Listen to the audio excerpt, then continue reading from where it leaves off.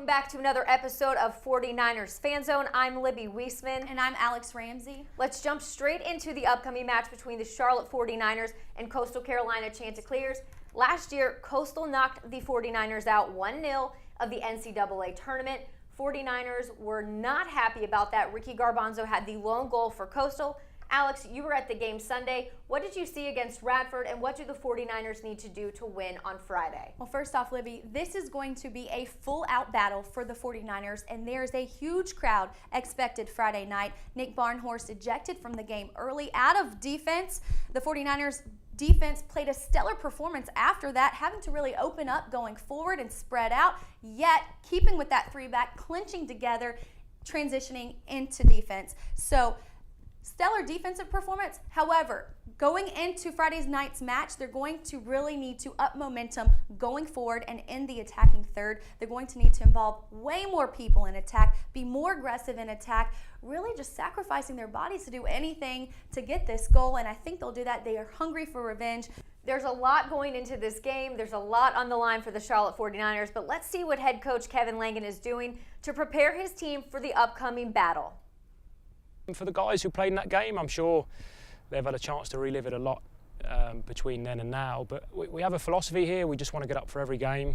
We want to approach the next game like it's our last. So, to be quite honest, there's a lot of changes on their team and there's a lot of changes on our team. So it should be a very different occasion on Friday night. They're a great program. They've had a great start to the year. They're a very strong, mature team. So for our guys, we just have to prepare like we always do and give it our best shot on Friday. Well, Charlotte 49ers football kicked off the season with a win, defeating Campbell 33-9, not far off from my prediction last week. Libby's here to break down the game and talk a little bit about Johnson C. Smith going into Saturday. Absolutely, Alex. The 49ers are coming off a big win at Campbell. It was a slow start in the game. The 49ers just up 6-3 at the half. Blake Brewer setting a Barker Lane Stadium record with his 50-yard field goal in the first half.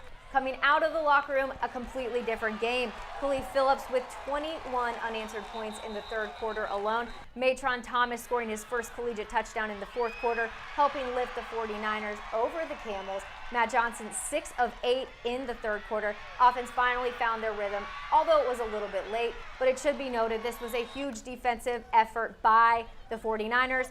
They held the Camels to just one touchdown the entire game.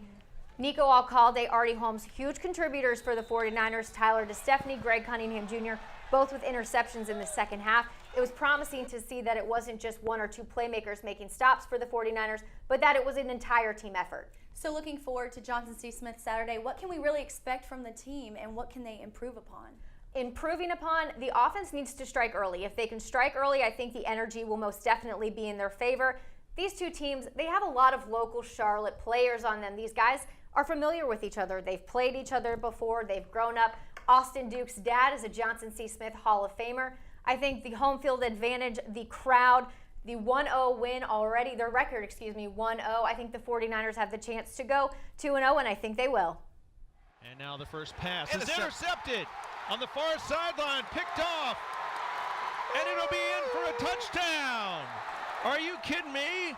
Mark Hogan, the transfer from Georgia State, picks it off and takes it to the house.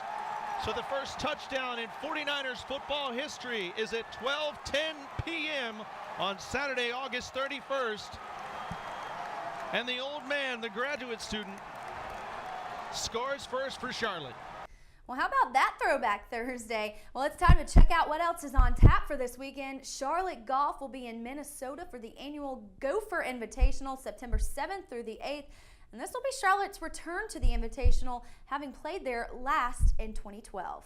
And Charlotte Volleyball, having just completed the 49er Invitational last week, will be at the Temple Invitational this weekend as they look to continue a strong season start. And women's soccer will continue their road marathon against the Clemson Tigers as they look to finish strong before opening up play at Transamerica Field. And thanks for tuning in to another episode of 49ers Fan Zone. Be sure to like the Charlotte 49ers on Facebook. Follow the Charlotte 49ers on Twitter and Instagram. On behalf of Charlotte49ers.com, I'm Libby Weihsmann. And I'm Alex Ramsey. We'll see you next week.